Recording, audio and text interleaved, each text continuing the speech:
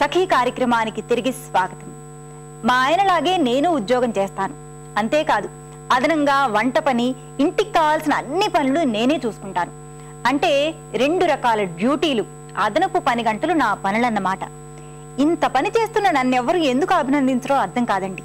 చివరికి మా అమ్మగారు, మా బంధువులు, ఆఫీసులో సహోద్యోగులు, స్నేహితులు మీ ఆయన చాలా మంచివారు, ఇంటి పనుల్లో కాస్త సహాయపడతారు అంటూ ఆయన్నే పొగుడుతూ ఉంటారు. ఇంటి పనిలో కాస్త సహాయానికే ఆయనకి అన్నేసి పొగడ్తలు వస్తే ఆ పని మొత్తంగా చేస్తున్న నాకెన్ని పొగడ్తలు రావాలో కదండి. పొగడ్తలు కాదండి, నాకు విమర్శలే దక్కుతున్నాయి. ఎందుకో ఈ కార్యక్రమం తర్వాత చెప్తాను.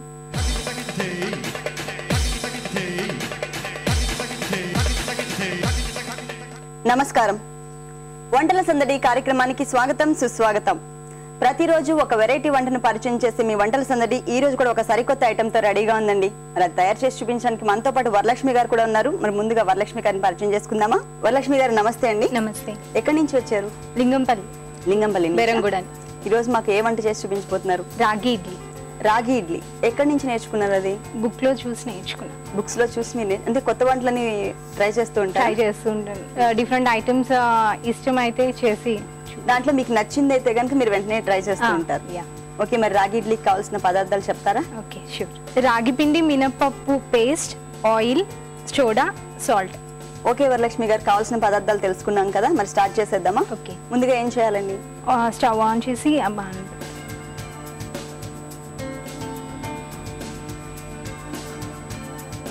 పెట్టుకోవాలా? దీంట్లో ఆల్రెడీ వాటర్ వేస్తారు. పైన ఒక ఇడ్లీ రేక్ పెట్టుకున్నారు. ఫస్ట్ వాటర్ దీంట్లో వేసి. ఓకే, వాటర్ వేసుకున్న తర్వాత నెక్స్ట్ ఒక స్పూన్ ఇవ్వరా?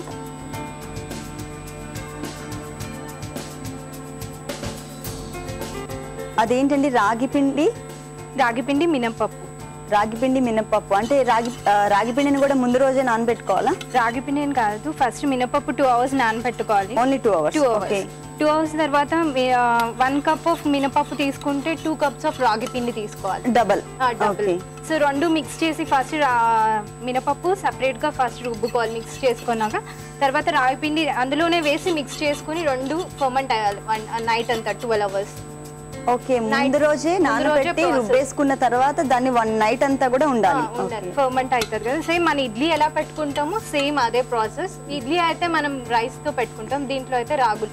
ఈ ఇంట్రెస్ట్ ఉన్న వాళ్ళకి రాగి పిండి కాకపోయినా రాగులు కూడా డైరెక్ట్ గా వేసి నానబెట్టుకుని సేమ్ అలాగే చేసుకోవచ్చు. రుబ్బుకోవాలి.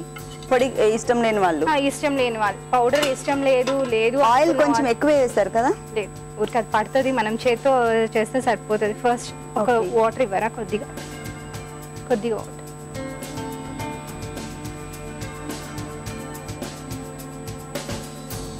ఇందులో ఈ పేస్ట్ లో కొంత తగినంత ఉప్పు వేసుకున్నాం. ఓకే, కొద్దిగా సోడా కూడా వేస్తున్నారు.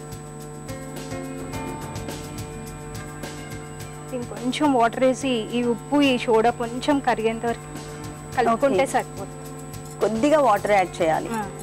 ఉప్పు సోడా వేసాం కాబట్టి అది కరిగేంత వరకు చాలు. ఓకే, బాగా మిక్స్ చేస్తున్నారు. బాగా మిక్స్ చేయండి, లేకపోతే అక్కడ మధ్యలో ఉండిపోతుంది కదా ఉప్పుగా. వరలక్ష్మి గారు, మీరు మ్యారీడా? యా. ఓకే, ఎన్ని ఇయర్స్ అయిందండి మ్యారేజ్? 3 years. ఓకే, వాటర్ కూడా హీట్ అయినాయి. మనం ఈ పిండి దీంట్లో వేసుకుంటాం. ఓకే, ఇడ్లీలా వేసుకోవడం.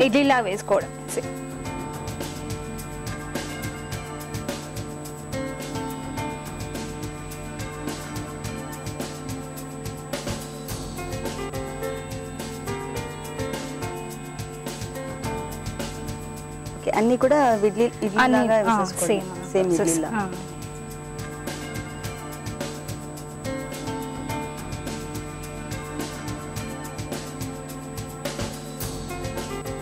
మూతపెట్టి 10 minutes స్టీమ్ లో ఉడికిస్తే అయిపోతుంది ఇడ్లీ.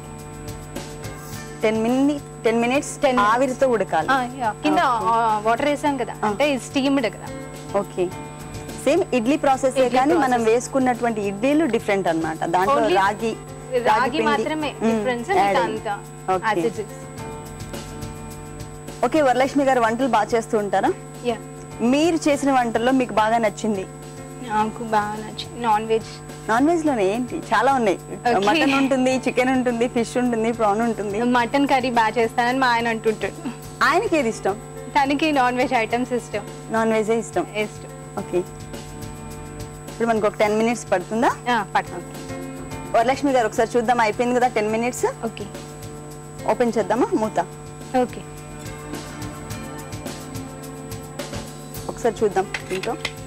అయిపోయింది. అయిపోయినట్లేనా? అయిపోయింది. ఓకే, స్టవ్ ఆఫ్ చేసేనా? ఓకే, ఆఫ్ చేసి ఇప్పుడు తీసేయడమేనండి. నెక్స్ట్ తీసేయడం. ఒక 5 minutes అన్నాక తీసి బౌల్లోకి వేసి ఒక 5 నిమిషాలు ఉంచిన తర్వాత ఉంచిన తీయాలి. తర్వాత. ఓకే, వేడివేడిగా తీస్తే అది ఆ ప్లేట్ కి అతుక్కుంటది. ఓకే, కొంచెం చల్లారితే. కొంచెం చల్లారితే ఓకే బాగా సర్వ్ చేసుకోవచ్చు. ఓకే, ఓకే, 5 minutes కూడా అయిపోయింది. ఒకసారి మూత తీసి చూద్దాము.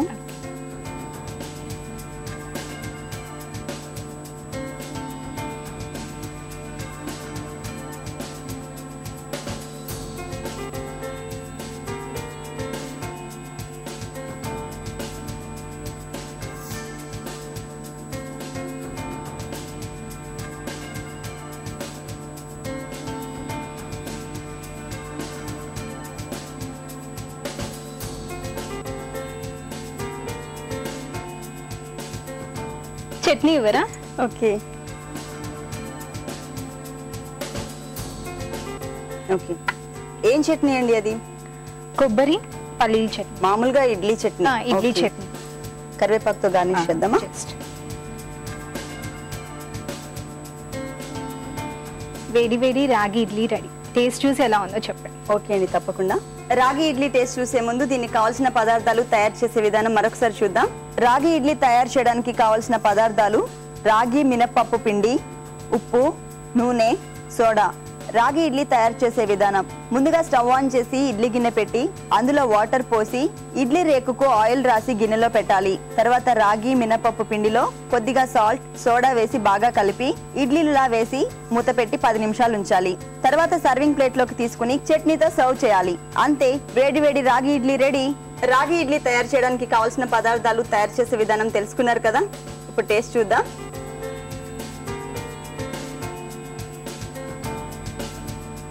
చట్నీతో టేస్ట్ చేస్తున్నాను.